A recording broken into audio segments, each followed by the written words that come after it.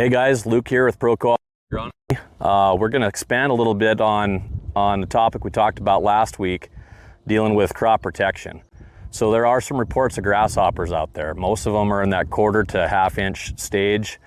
They can be controlled with things like growth regulators like dimilin at that point, but we are coming into some hotter temperatures, and so we really got to be watching how fast they progress out of that nymph stage. So looking at synthetic pyrethroids is a good idea. You can do Sultris, Baythroid, Mustang Max. There's a lot of different brand names that get the job done as long as they're used safely and at the right time.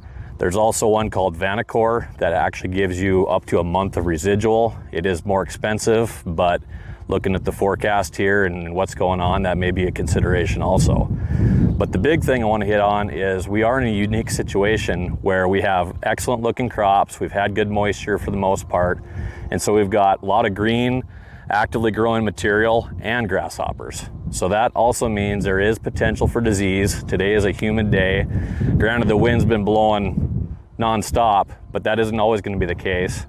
And there's a lot of good crop out here to protect.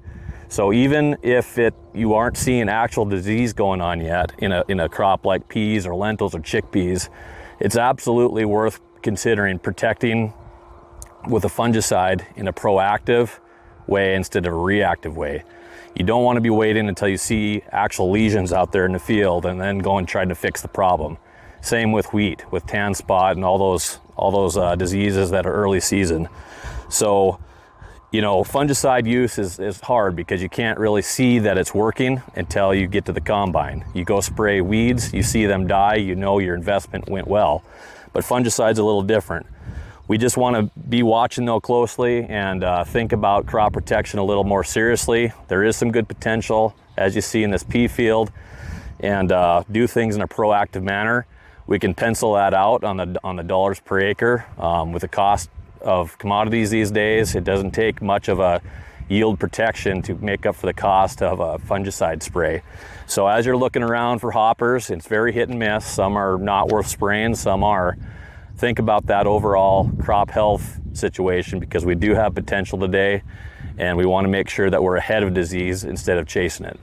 Any questions? Talk to your ProCo agronomist. Thanks.